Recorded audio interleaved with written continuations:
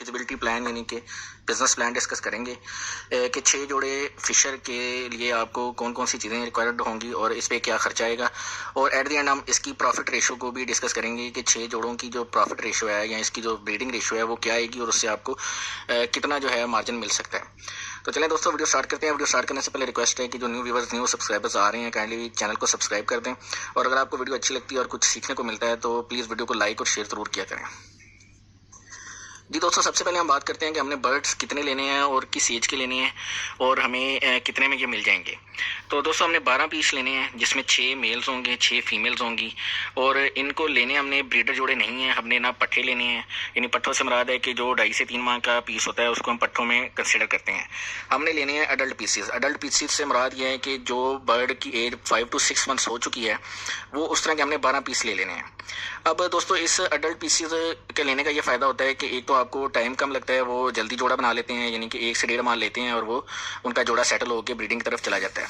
दूसरा यार दोस्तों, ब्रीडर पेयर लेने का एक नुकसान ये होता है, जो सबसे बड़ा नुकसान है, कि ब्रीडर पेयर जब मार्केट में आता है तो यहाँ तो उसमें कोई ना कोई फॉल्ट होता है, या उसकी रेशो कम होती है, या उसके जो चिक्स की ग्रोथ होती है वो उस तरह से नहीं होती जिस तरह एक नॉर्मल जोड़ा कर रहा होता है।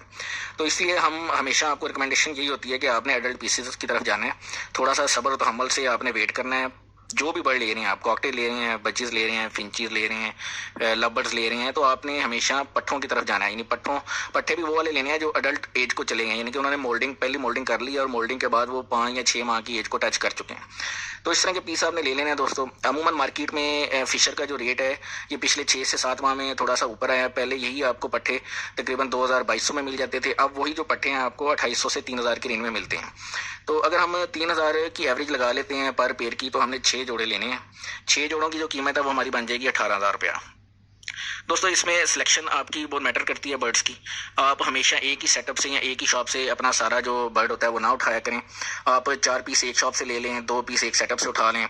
इस तरह आपने ना मुख्तलिफ जगह के जो पीसेज हैं वो लेने हैं। उसमें ये होता है कि जो बर्ड्स की फिजिकल अपीयरेंस प्लस उनकी जो इम्यूनिटी होती है उसमें डिफरेंट तरह की जो माहौल होता है या डाइट होती है उसके मुताबिक आपको एडजस्टमेंट करने में ईजी होती है। अगर आप एक ही जगह से उठा रहे हैं तो मे बी उसमें अगर कोई बर्ड्स की जो ग्रोथ है उसमें कमी बेशी रह गई है तो वो आपके पास एज इट इज़ आ जाती है आपके सेटअप में।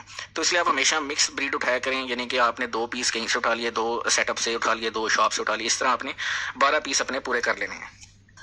जी दोस्तों, आप बात कर लेते हैं इनकी ब्रीडिंग जो चीज़ें हैं, ब्रीडिंग के लिए इनकी रिक्वायरमेंट्स होती हैं। ब्रीडिंग लव बर्ड जो हैं हमेशा नेस्टिंग में ब्रीड करते हैं। नेस्टिंग मटेरियल आपको देना पड़ता है फिंचेस को और लव बर्ड्स को। नेस्टिंग मटेरियल मुख्तलिफ मार्केट से मुख्तलिफ नौयत का मिल जाता है, आप अपना खुद भी नेस्टिंग मटेरियल बना सकते हैं।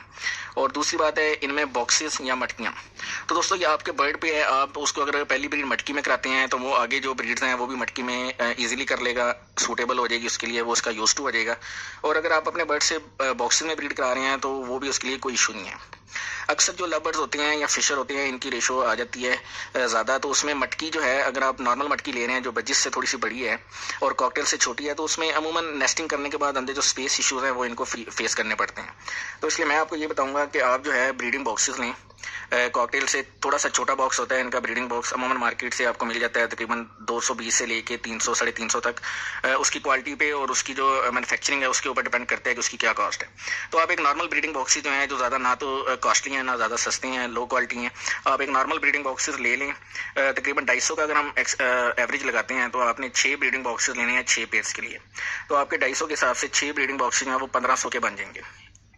जी दोस्तों, इसके बाद हम बात करते हैं कि ब्रीडिंग बॉक्सेस का क्या फ़ायदा है। एक तो ब्रीडिंग बॉक्सेस ये हैं कि केज के आउटसाइड पे हैंग होंगे, उससे है कि बर्ड्स को जो इंटरनल स्पेस है, फ्लाइंग स्पेस है वो भी मिल जाएगी, और प्लस आपका जो बॉक्स है वो एक तो साफ़ सुथरा रहेगा, आउटर उसका साफ़ होगा तो वो अच्छा आपके जो केज का जो सेटअप है उसमें अच्छी लुक देगा।